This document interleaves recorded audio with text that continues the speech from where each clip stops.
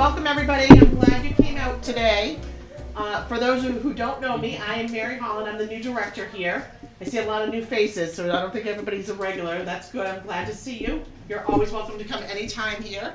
And today we have Kathy Keefe, who is our principal assessor from over at Town Hall, who's going to go over any tax savings, rebates, abatements that you may qualify on your real estate taxes. And who doesn't want to save some money?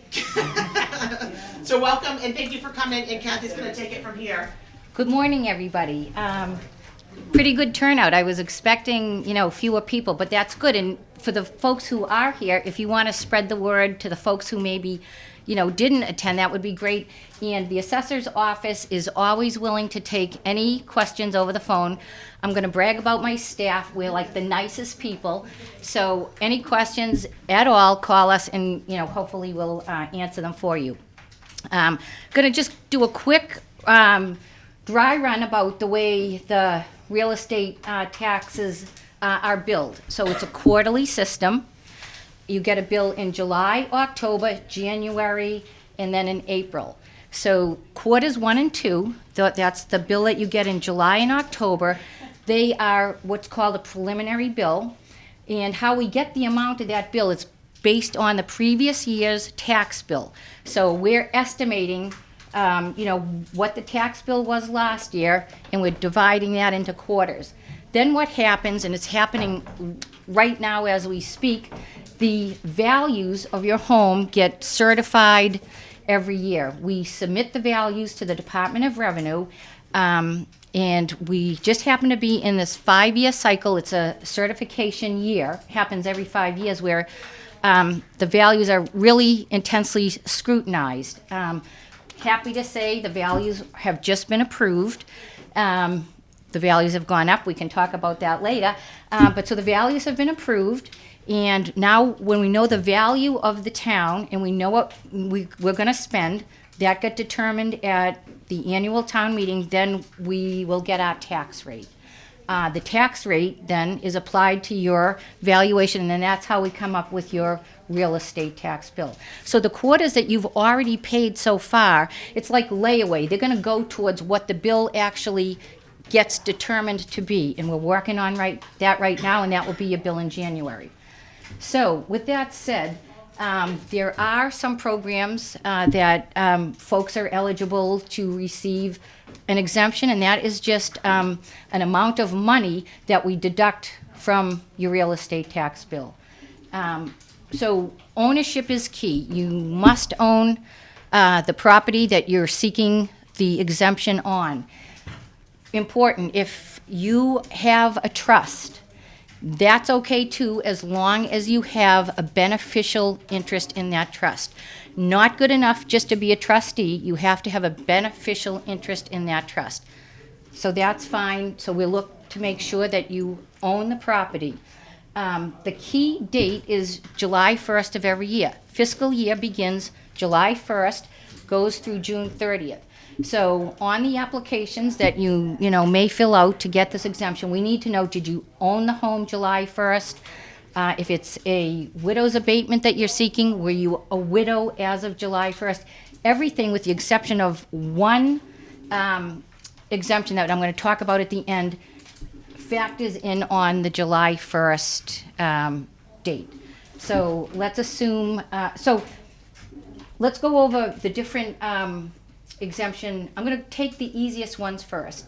That first one would be a widow's exemption. So we don't care about your age. If you're a widow and you produce, a death certificate, that's worth $216 off your real estate taxes. And basically, your assets then cannot exceed $40,000. So you can follow along with me. I'm going over that page. So the first one is surviving spouse.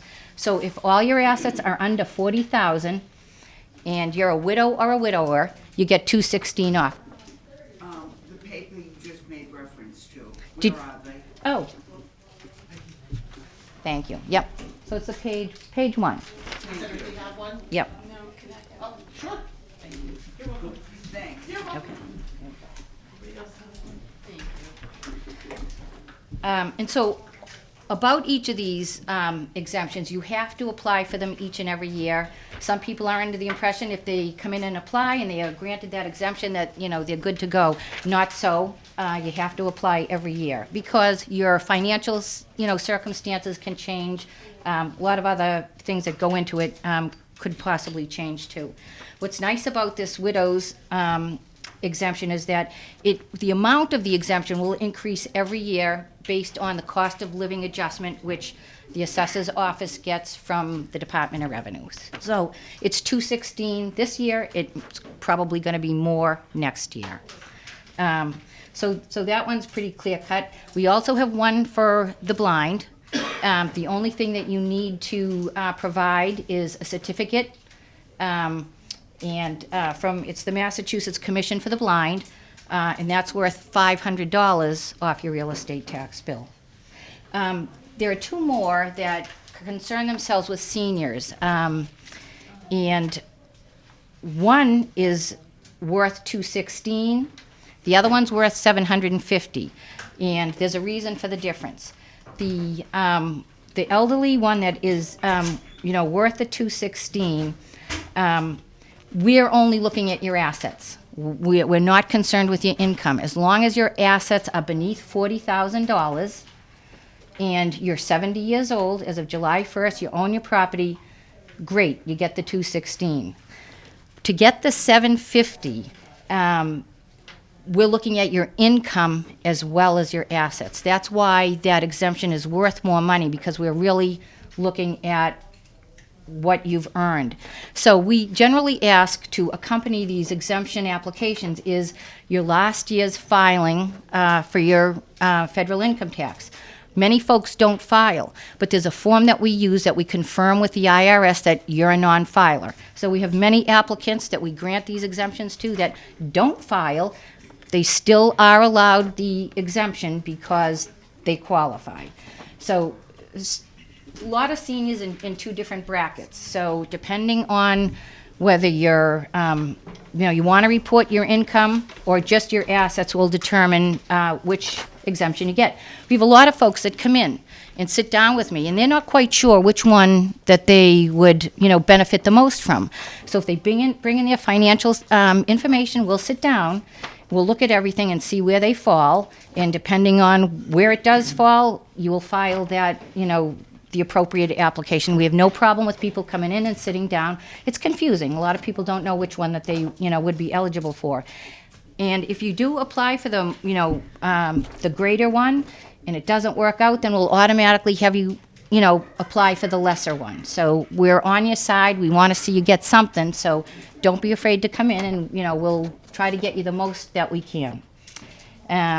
So those are the seniors. Then the veterans. Sure.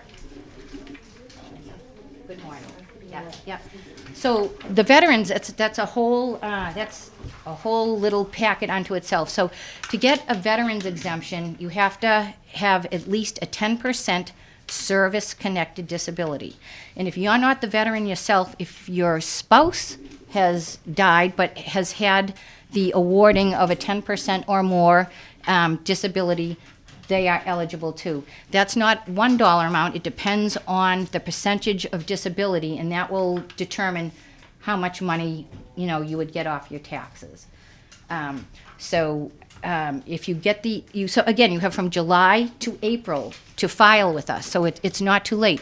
A lot of people come in right July 1st, they get their applications in, they're good to go. If you do that prior to the billing, we will take the exemption right off the bill that goes out to you. So when you receive your bill, we will already have deducted the amount of the exemption. If you apply for the exemption after the billing has gone out, that's okay too. You'll get a certificate, and that will allow you to deduct whatever we award you off of the bill that's due in February and then the one that's due in May. So that's not a concern. But you have 9 months is the time frame for which you can apply for any of these exemptions. There's a new surcharge in Whitman, just started. So the Community Preservation Act got voted in. And you know what? It's on your packet.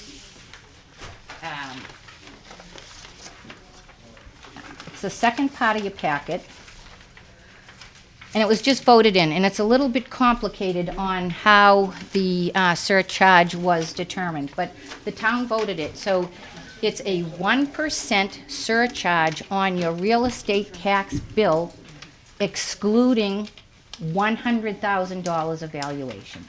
So there's a calculation right here that shows you how we get to that surcharge. And so anytime we reduce your real estate tax bill, we're also going to reduce the corresponding amount of this surcharge. So say you qualify for any of these exemptions, you'll get the amount of the exemption plus whatever is due back on this Community Preservation Act surcharge. For each of you, the application for this particular exemption has been attached to the handout because so many people are eligible for this one. You know, you have to be within certain guidelines for these, but for the CPA, it's a very broad and generous exemption. So there is a chart. So here's the application. But there's a chart.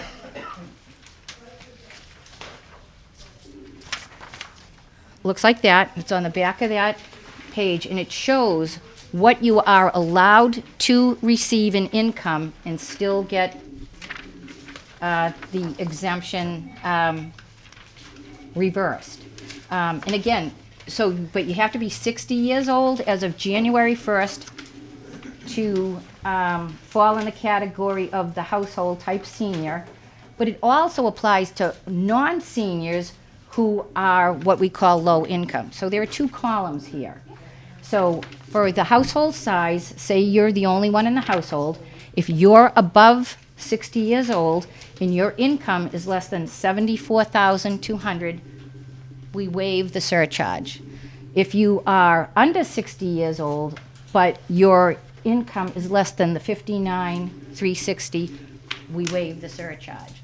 So we find that these are sort of generous eligibility requirements, and that a lot of folks, especially seniors, are eligible. We've had a lot of people already over at the assessor's office applying for the surcharge exemption, and they're going to be granted. I think I only have one application that, they had too much money, and so they're not going to be, eligible. So the surcharge you can expect is going to be about, for the average household in Whitman, the surcharge is going to be about $50 to $60 per year. Some folks feel as though the $50 or $60 is not worth providing your income information to us. That's okay, that's your choice, but the majority of people feel that it's worth it. They're eligible for it and they want it. And just to let you know, for any information that you give the assessor's office regarding any real estate tax exemption is confidential. That information goes nowhere outside of the office. The 3-member Board of Assessors use that information to verify that you are indeed eligible to get the exemption. So that being said, we're really happy to see the folks coming in looking for the exemption on the surcharge, because we just personally feel in the office that that's 50 or 60 extra bucks that you don't need to pay if you don't have to or don't want to. There's also another program that if you are 65 years or older, you can defer your real estate taxes. You can defer them at 2% interest. Once you pass away, that interest goes up to 8%. The thought being is, if we're allowing you to defer paying your taxes, that, once your house is available to be sold, Whitman wants their money for all those years that you've been deferring your taxes. So that's a program, too, that you can, defer your taxes. And we do have some folks that do take advantage of that. The idea being that, it will be the selling of their home after they pass that will settle the bill with the town of Whitman. Yes, I have a question. yes, On this one with the, yes, we have, my husband and I, which are obviously over 60, and, and in our home, our daughter lives with us, yes. and her 2 children. All right, so people under the age of 18 years old, obviously, we're not looking for their income. People over the age of 18 who are not students, we're going to want their income as well. Okay. That does go into the formula. Yep. And we do have the means to check that. Just saying. Just saying. So, no whoopsies on that. Yeah. Anyone else have a question? There's a lot of information. Yes. I'm in a household where my father recently had to go into long-term care. Yes. So officially, however it works, I'm still there. Yes. I'm over 60. Yep. But he's no longer, so is his income counted? He's no longer physically at the home? Right. So, you know what? So we're getting into the weeds here. So, I know, so maybe I'll talk to you later. well, but this is good to know too. So, not only do you have to own the property, it has to be what is considered to be your domicile. That's different from ownership. Your domicile is where you reside, where your bills go, that type of thing. So there's been questions about folks who are in a nursing home. I think the Department of Revenue generally looks at that the home is still your domicile. Unless there's some circumstance where it can be verified that this person will never come home or something like that. So I think in that case, we would look for your dad's income as well. Yeah. I may have another twist to that I'll ask. Oh, boy. Unless you want me Yeah. to come talk. You can talk to me afterwards. Yeah, I may not know the answer, so we'll talk later. Yeah. Anybody else? Yes.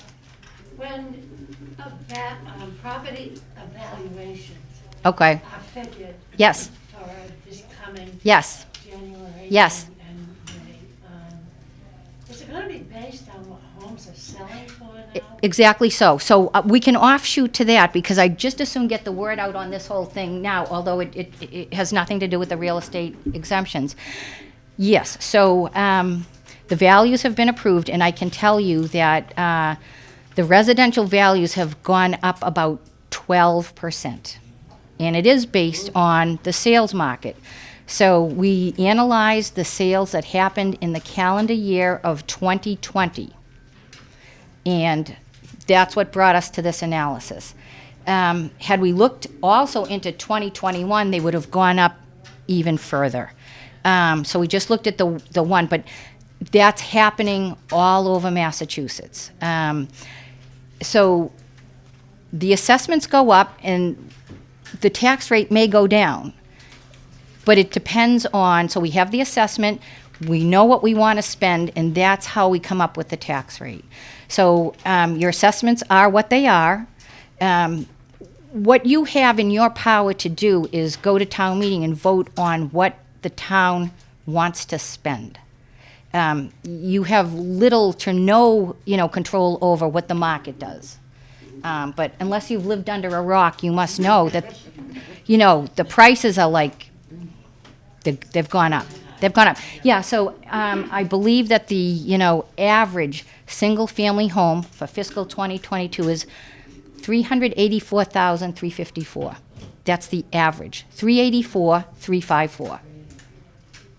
And that's been an upward trend. Yes. I have a general question Sure. regarding this CPA Yes. tax. Yes. Is this gonna happen every year? Yes. So it's been voted in, and so there is also a committee, and I failed to find out who is on the committee. They are charged with how that CPA money gets spent. So there's a whole thing. I also do know, and I probably shouldn't be broadcasting this, that this can be rescinded, but once it's voted in, it has to remain in place for 5 years. If after 5 years the town revotes to rescind it, it can be rescinded at town meeting. Just saying. Yeah, yeah. And so it's a 1% surcharge. Other towns, some of them have a 3%, some of them have a 1.5%, some of them have 2%. So there's a range between, I think, 1% and 3% that, can legally be assessed on, The good news is you have $100,000 worth of exemption on the value of your home that gets calculated on. Yeah, yeah. So, and you'll see that on your bill. And if you are able to be granted an exemption, we'll take the amount of the exemption off as well as the corresponding amount on that CPA surcharge. Has the CPA been out, has it been on anybody's bill as of yet? Yes, Yeah. it was on the. So you see that line on your bill when you get it now, it says CPA? Yep, so let me just speak to that. As I told you on the real estate bill, the bills that you got in July and October were estimates because we didn't know what the value is going to be upcoming, so we used last year's value. It was an estimate on that CPA surcharge also. So what happens, just like the real estate, the payments that you have made thus far will go to whatever the actual surcharge ends up being, and we take the remainder and just divide it by 2. So, for example, let's say the CPA charge is going to be $10. You've already paid $1 and $1. We're going to take $2 off that $10 and now bill out the remaining 8 on quarters 3 and 4. When did the tax bills go out? January 1st. They'll be out the door January 1st. And that's when you see the CPA? Yep, you'll see that on your bill, yes. Where on the bill is the CPL? So, you know what? I don't really have the template of the bill print, but it will be, that information will be right on the bill, probably right under the real estate tax portion. It's on the left-hand side. It's on the left-hand side of the bill. That's awesome, yeah. So you saw it, you spotted it right away, right? And, not to disclose yours, but was it, how much was it? $26. For the two. So right around $50. 26 for 2 quarters and 26 for the other 2 quarters-ish. It's right around in there. Yeah, yep. Any other questions? So the assessor's office is, open, same hours that town hall is open. Mondays, Wednesdays, Thursdays, 8 to 4. Tuesdays, we're there 8 to 7:30 p.m. I have an awesome staff, so any questions, whatever. I did clip my business card to all the packets, but I'm not the only one in the office who can help you if you call. What do we think? No other questions? Thoughts? Everybody's quiet. You're mulling it over? Can you just come into town hall and do this, or? You sure make an can. appointment? No, you sure can. Well, so I'm going to just suggest, if you sort of have a lot of questions with what you need for paperwork and, then I would appreciate if you made an appointment. Then I can sit down with you and go over things. Yeah. So, but I mean, it's walk-in. Right. And if we're super busy at the minute, then we would just ask you to maybe come on back another time when we can sit down. Hi. Hi, on the CPA. Yes. You have to fill out this application and bring your tax returns from the previous year? Yes. Yes, that's how we verify. Yes. Yep. And so for anyone who brings any documentation in, we'll be happy to make the copies that we keep. We'll give you your originals back so you don't have to run around trying to make copies. On the 2 exemptions that are for the seniors, when we give you the application, we give you a checkoff list of what you need to accompany the application with so that you know what we want from you. So should be a one and done instead of, coming back in with, all sorts of things. So you have all the forms up there if anybody wants to take forms today. Yes. Up there. Yes, And then, I know you mentioned, I think it was the first one, you mentioned assets of 40,000. yes. Is that the same for all? No, each One is different. Each is their own, yes, and this does spell it out. This tells you exactly, so you can look at this and pretty much determine whether you'll probably be eligible to receive Yeah. the real And estate. does it specify in there what counts as their assets? Yes, so, that's a good question. So it's banks, stocks, CDs, IRAs. We don't consider the value of your domicile, and unless you're driving a 2021, Escalade, we may ask you for your auto, but we really don't, we're not gonna value your automobile, You're but, all safe. yeah. But I'll be happy to sit with anyone who wants to make an appointment and sit down with your, personal information. But yes, so for those things that we're looking at your income, we're going to want to look at your filing with the IRS from the previous year. Hey, everything always has paperwork. It does. No It matter does. what. It does. Any other questions? Okay. Well, I thank you for your time. Spread the word. Spread the contact information.